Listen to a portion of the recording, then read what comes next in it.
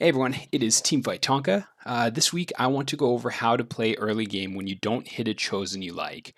And on top of that, figure out some good slammable items that work in sort of every comp. So the best move is always going to be playing flexibly, but sometimes you just can't play enough or you aren't comfortable enough with every comp. So there are going to be times when you skip early chosen units, which is fine if that's the playstyle you like. If you're this type of player and you don't really know how to play early game very well, then you're probably going to lose a lot of HP before you get online in that mid game. And in this meta, it's really the difference between hitting top 4 and top 6, um, just how much you're bleeding early. So I'm going to try to save you some life and let you get to the point of the game that you're most comfortable with. So we're going to go over some slammable items and early game comps that you can generally force to preserve HP until you hit your level 7, level 8 mid game roll down. So for me, I'm set 3 Masters player, and at the time of this video, I'm Diamond 2. Since the last video, I've definitely started getting back into a more consistent pattern of winning. And it was absolutely due to watching higher elo streamers and watching what they do with their items and what comps they try to play early on. So if you're hard stuck, I definitely recommend tuning into my stream or the countless other streams of players who are better than me. But yeah, let's dig into it. As always, I'm looking for feedback, likes, follows. I stream and I definitely want to get better at all this stuff, and I can't get better without your feedback. So you can catch my stream every weekend at the link above my face. And yeah, let's get to it. What a quality title card. Okay, so let's go over carousel priority. So it's probably a thing that throws people off the most right off the bat is getting an item that they're not sure how to use early.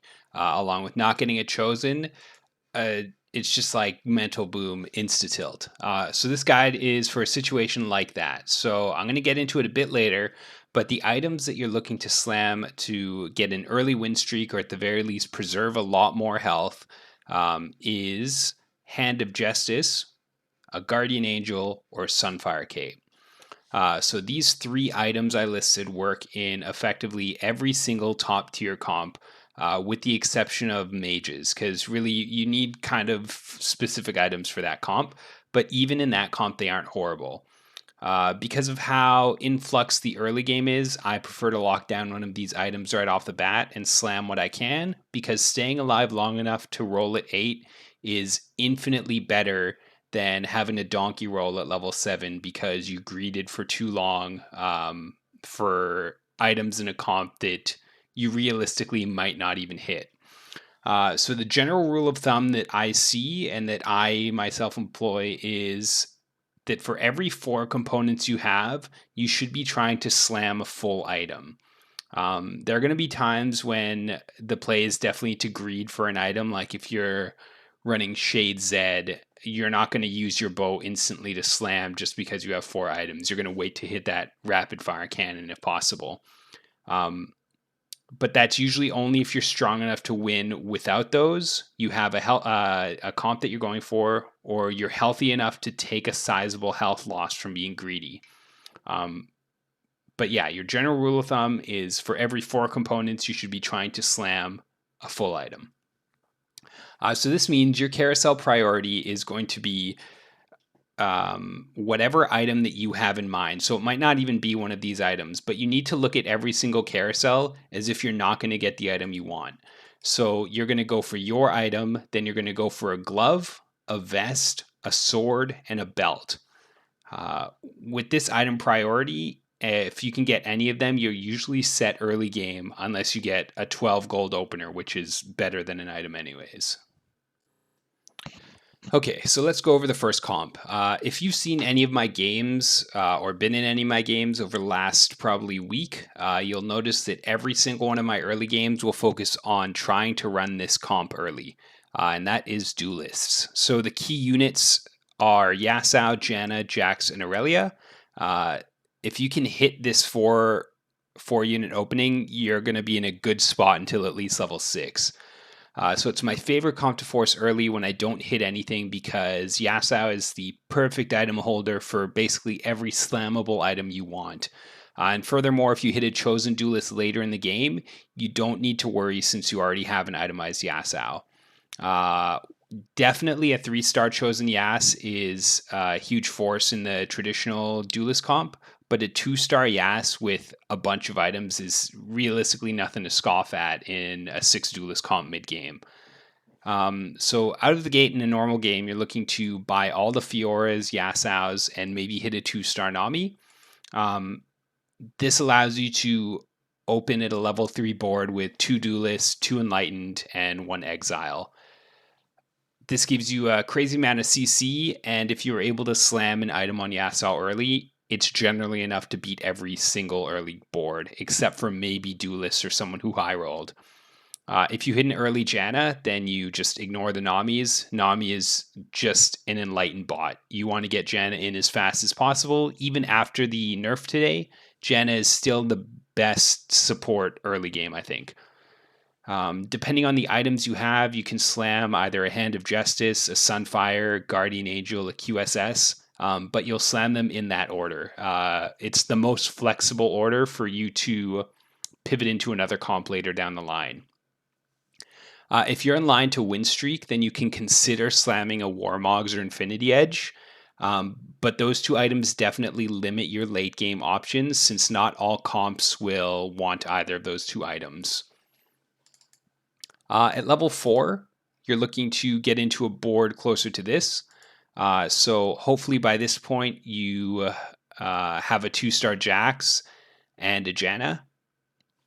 And you're looking to add in Jax. So Duelist is one of those traits where there's no waste between synergies. So for example, running 4 Cultist grants no extra benefit over the 3 Cultist to any of the units on the board or the Galio, while running 3 Duelists still applies Duelist 2 to all of your Duelists. So that's what I mean by not a wasted trait.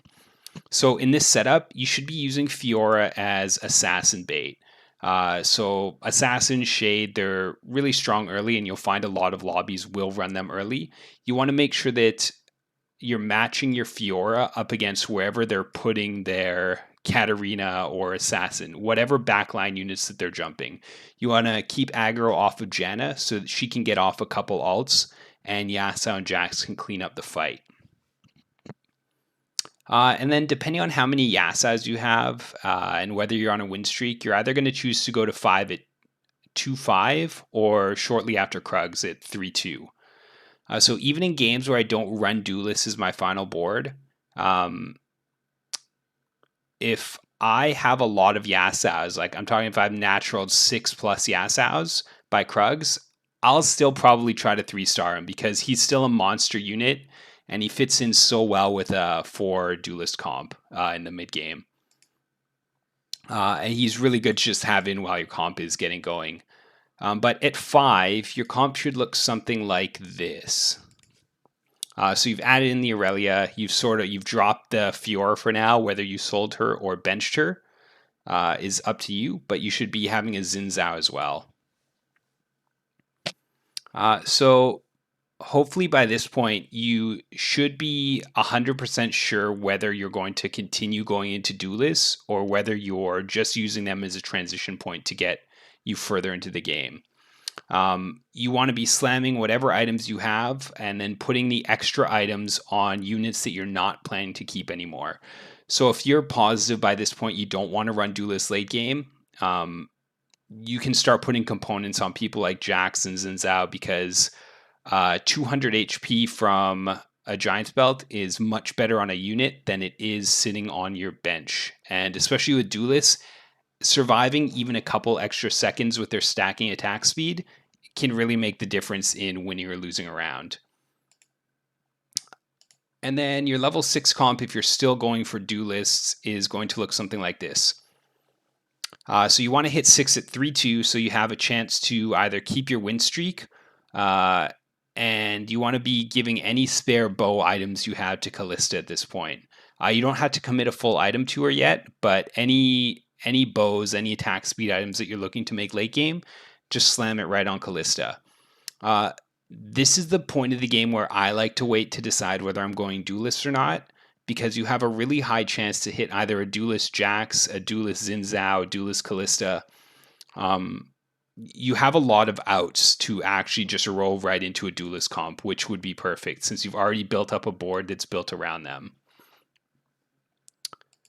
This board is definitely strong enough to get you to 7 without you losing too much health, and you can choose whatever comp you want to go for after that.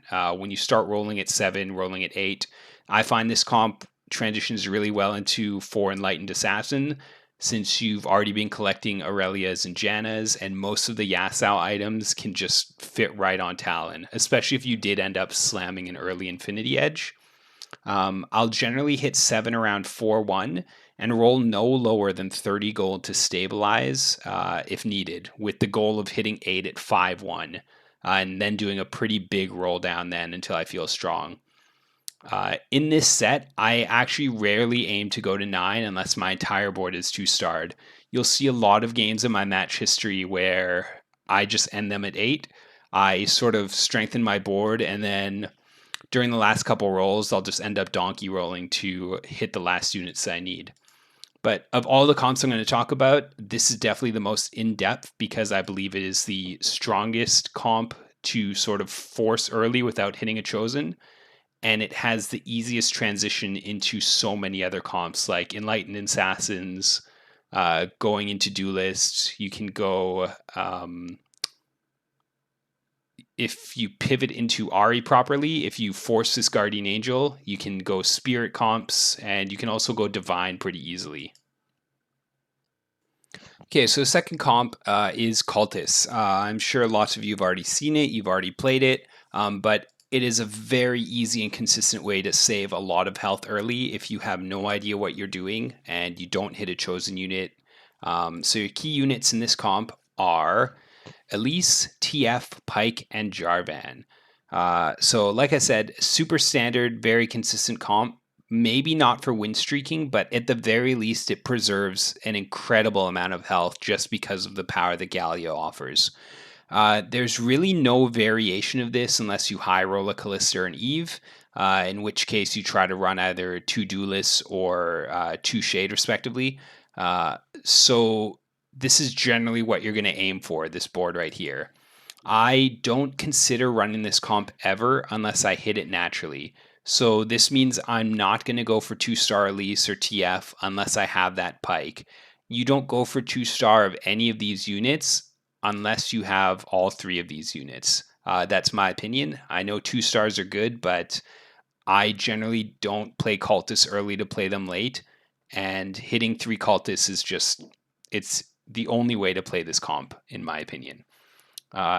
If you want to take 14 damage in the first 3 rounds, then just try running an Elise or TF2 star with some other kickers besides 3 cultists. It will feel bad. You'll probably regret it. So at level 4, you want to toss in either a Jarvan or a Kennen, depending on what you've hit, to get that Keeper Shield. You'll notice in the layout, I don't have TF in that shield. He's not going to be in a position where he should be taking damage, so I don't think you should prioritize getting him in that shield to give it to him, even though it's going to last for 7-8 seconds. That's actually a big key to this comp, is whatever other units you're adding in. I notice a lot of people just sort of clump everyone together to make sure that everybody gets a shield. If you have backline carries, they realistically don't need to be in that shield. So you should just try to keep them out and position them better. So Galio shield counts, Galio getting summoned counts shield damage. So Keeper Synergy is almost always the most ideal way to play 3 cultists early. If you can get Elise holding a defensive slam item like Sunfire or Guardian Angel, while TF is really only going to get a Hodge unless you're trying to pivot into a mage build later, along with extra rods and tears, you'll almost always summon Galio while TF is still alive, unless you get slammed by an assassin or something like that. Frozen Heart is a really good Pike Slam item since he jumps to the backline. It's super versatile. I would be cautious because I believe it's a 3rd tier vest item slam behind something like Sunfire Cape or Guardian Angel. But if you happen to have 2 two chain vests early or you can't really make anything else, it's definitely always a good idea to slam a Frozen Heart. Fits in every comp. So your level 5 is basically the same thing, but you're looking to add a second assassin at this point. And because of the way ninjas work, and because you're not going to be itemizing her really, Akali is the best second assassin you want to add. She's got a good amount of base damage, and again, with being a single ninja, she can uh, really one-shot some one-star carries in the back pretty easily. I would never consider running Diana because she's just awful. I think she's terrible. I'd rather run some other 2 or 3 cost unit. You can run Katarina as well, but she sort of fits in that same boat where an unitemized Katarina doesn't generally do anything. She's going to die before her ult gets off or get interrupted instantly. You're better off running a different 2 or 3 costs if you can't find the Akali. So level 6 is pretty weird for this comp because, in my opinion, this is a time when you want to start trying to get out of this comp and building up your new one. The reason I don't prefer Cultist Opener over Duelist is because you can't really ride out level 6 and 7 with a 3 Cultist, and you're realistically not going to hit a 6 Cultist unless you high roll an Aatrox or a Jhin. And also, if you've kept Callistas and Eves, it's too much investment to try to force 6 cultists. So I would stress that this is the time when, yes, you can play this board I've listed, but you want to start looking to get whatever it is you're looking for at this point. Running Aurelia and Janna together gives you the Enlightened out, so you can pivot out of that here. If you can't tell, I really like Enlightened. Kennen can help with the transition into Dust comp if you manage to high roll a Ribbon. But the point of stage 6 is to drop things you don't want to chase and get rid of your TF, your Akali, your J4. This comp just gets really risky, and you can actually bleed out a lot between rounds 6 and 7 if you're still trying to just force this all the way through. Warlords is the third comp I want to mention. Just stacking warlords and running them up through levels 2 through 6, super easy, will definitely allow you to not lose a lot of health even if you are losing.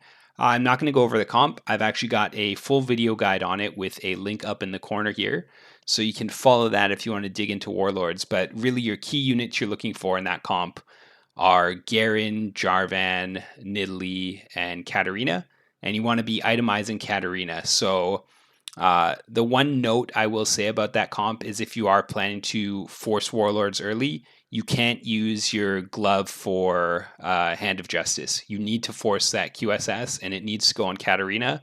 Otherwise, there's really no point in playing it.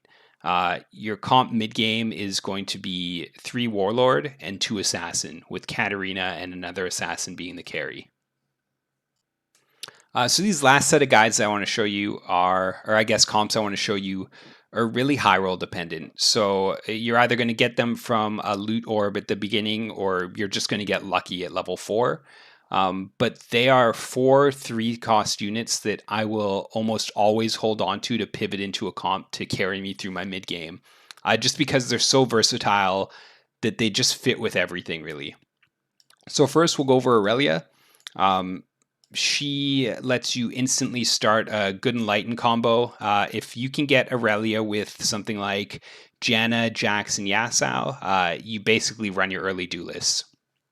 So Yas gets to hold a Hand of Justice, Janna can hold your Rods and Tears, and then you can look to add in another Divine.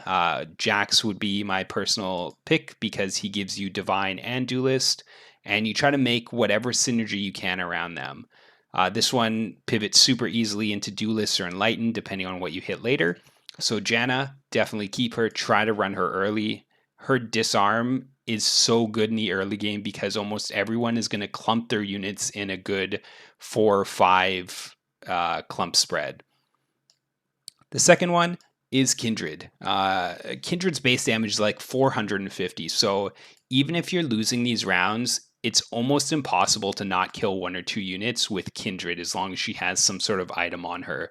If you can get an early Aphelios or Spirit unit, you're probably just going to win streak up until like level 5, depending on what anyone else is running.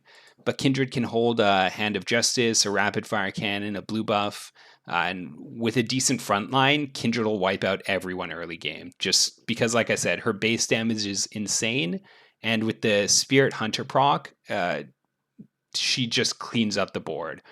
This one pivots really well into Spirit builds, into Hunter builds, and to an extent Mage builds, depending on how many tiers you get. So definitely hold Kindred, play her every time.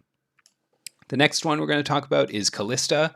I sort of touched base on her earlier, but really, Callista is one of the better duelists that you can just sort of splash in. So with Callista, you either want to run her plus 3 other duelists to make 4 duelists, or you run her with 1 other duelist and 2 cultists to make 3 cultists and 2 duelists. So Callista runs really well on bow items if you're getting a lot of them. So things like rapid fire cannon, other bow items, and you can use this to do a pivot into cultist or duelist. And the last one is definitely Nunu. So 4 brawlers early is probably just the most brain dead board you can slap down and not have to think about anything. They will probably almost always win, especially if you did hit an early Nunu, because the way his ability works is if he's got more health than the target he's biting, he'll do true damage to them. Current health. So if Nunu's just getting slaughtered before he bites, it's not doing true damage. But even then, the bonus you get from 4 Brawler is 800 health, and that's generally going to put him above everyone, especially since you're going to slam any belt items you have on him. Ideally, you slam Sunfire because it transitions, but with this, you can go into Elderwood, you can go into Brawler Ash. That's basically it. But yeah, I would consider holding these 4 units and trying to slam them in the ways I just mentioned. Okay, so that's all I have for you guys today. Hopefully that shows you a little bit easier methods to get through your early game when you're not quite hitting what you want. Your key takeaway should be to try and force duelists if you can hit some Yasaos. That doesn't mean you have to use them all game, but 4 duelists through mid game are your key to making it to late game super easily. Slam those Hand of Justices, Sunfire Capes, Guardian Angels. They are your saving grace items. They fit in every comp. Most importantly, try to be a bit flexible. Try to use this time of forcing early game into being flexible with whatever late game units you have. Look up some guides, find some streamers, follow me, and hopefully we can all keep climbing together. So yeah, please let me know what you think of the video. If there are any comps you want me to go over or any strategies, things like that you want me to break down, I'm more than happy to do in my free time. Maybe make a video on it. So that's all I got. You guys take care and good luck in the climb.